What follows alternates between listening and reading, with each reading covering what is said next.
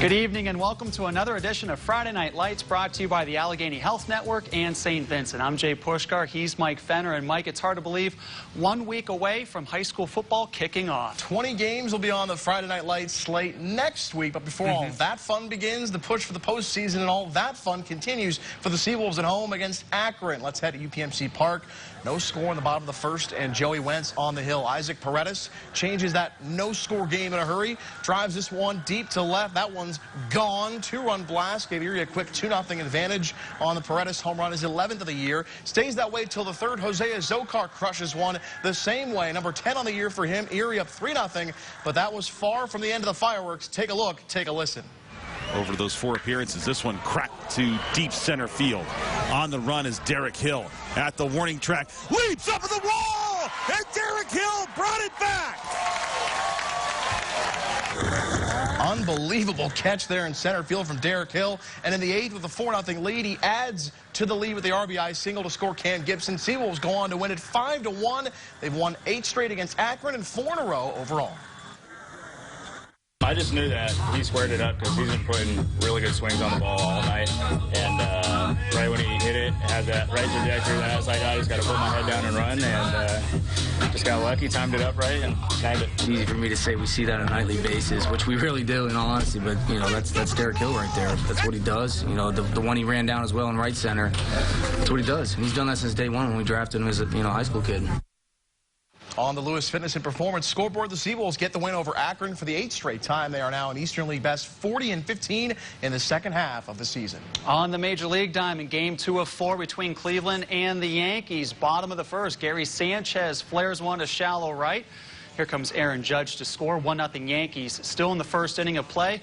Gleyber Torres singles to right field. This would score another run as the Yanks take a 2-0 advantage. What a difference a day makes for the Bronx Bombers. Cleveland would answer, though, in the second inning. Jose Ramirez at the dish, and he continues to swing a hot bat. This a solo shot to right center field, his 20th of the year.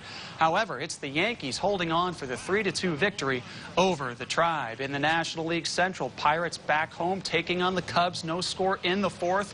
Colin Moran singles to right field. Here comes Starling Marte. Love to see the hustle from this guy. Brings in the speed, brings in the first run of the game. Buck goes up 1-0. Skip to the 9th. Pirates down 2-1. Cole Tucker draws the bases loaded walk. The tying run scores were knotted up at 2 apiece. Still in the 9th. Kevin Newman singles to center field for the walk-off moment.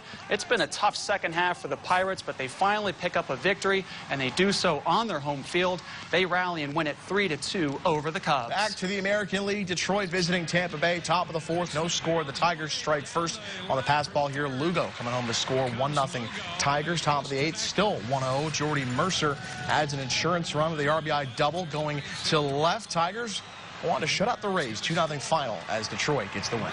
Over at Ainsworth Field, Game 3 of the Glenwood League Championship Series. Series tied at 1 apiece between Tesco and Brenda Bulls. No score in the 3rd. Tesco gets on the board thanks to the wild pitch. 1-0 Tesco. Bulls would draw even though later in the contest. The chopper to short. Tesco tries to turn 2. They get the force out at second, but they can't turn 2. That scores the tying run. And it's on to the bottom of the 8th. They played extras in this one, still tied at 1. Bases loaded for Brian King, and he delivers the game-winning RBI single to left field. Tesco wins it in extra innings 2-1. They now lead the best-of-5 series 2-1. They can wrap up the series and the championship on Sunday. Game 4 will be played Sunday evening at Ainsworth Field beginning at 5:30. Downing Golf Course hosting this weekend's EDG Amateur Championship. Starting things off on the par 5 7th. Sean Scully dropping in that birdie putt.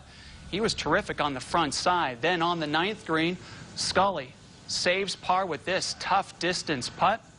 He is tied for 3rd at 1 under par. Playing in the same group as this year's match play champion, Drew Dimel, on the 10th. Dimel sinks this birdie as he carded a 2 under 70. Back to the 9th. Patrick Kelly's second shot, the defending champion, puts this one nicely on the green. Got to within birdie range. He would settle for par. He shot an even round 72. Staying at the 9th, Dean Rainville has this for birdie, and it just slips past the tin. Playing in the same group, four-time champion Erie Tarbell opts to putt from the fringe, comes up just a bit short. He would save par, though. He shot a 2 over 74. How about Bob Paris, the 2001 champions approach? Right on target, knocks it onto the green. He would have that left for par. And wouldn't you know it, Paris calmly knocks it in. Always knows where that camera is, as he is +4 for the tournament. Also in this group, Mike Newcomer has this putt for birdie. Nearly drops in. He would settle and tap in for par. He shot an even round 72 as well. Here are the results from round 1 at Downing. Drew Dymel and Abe Holmes are your co-leaders at 2 under par. 7 golfers in all are tied at third with a 1 under score. And defending champion Patrick Kelly is just 2 shots off the pace. Round 2 will be Saturday at Downing.